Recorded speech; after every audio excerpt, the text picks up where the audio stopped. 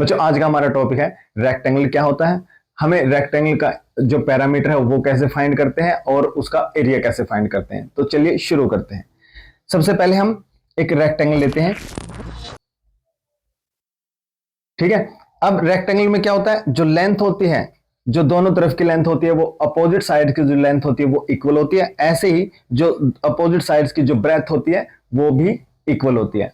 Opposite sides की length और breath equal होती है, उसे रेक्टेंगल कहा जाता है।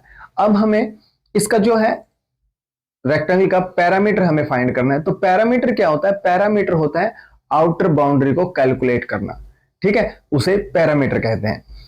जैसे यहां पर लेंथ है, हम इसको कैलकुलेट कर रहे हैं तो इसको एल लिखेंगे।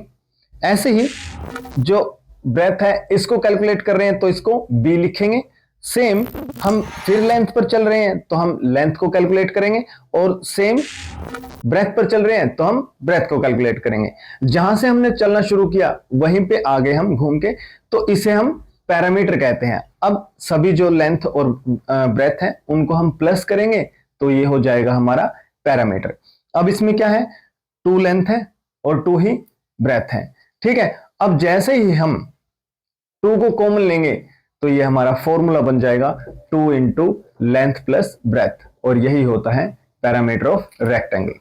सेम ऐसे ही अब हमें एरिया निकालना है। एरिया क्या होगा, एरिया होगा जो अंदर का जो खाली पार्ट है उसको कैलकुलेट करना, उसे बोलते हैं एरिया, ठीक है।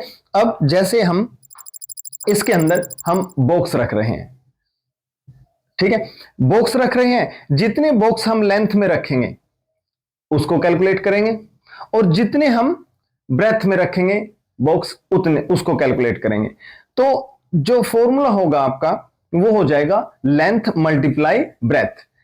जैसे हमने इस लाइन के अंदर 5 बॉक्स रखे और ब्रेथ के अंदर 3 बॉक्स रखे, तो जो टोटल बॉक्स इसके अंदर होंगे वो कितने होंगे, वो होंगे 15 बॉक्स, ठीक है बच्चों। तो यही हमारा फॉर्मूला होगा लेंथ मल्टीप्लाई ब्रेथ, ये हो जाएगा एरिया का फॉर्मूला। एरिया क्या होता है, एरिया होता है किसी भी शेप का अंदर का हिस्सा, और जो पैरामीटर होता है वो क्या होती है, वो होती है आउटर बाउंड्री। तो ये था हमारा आज का टॉपिक।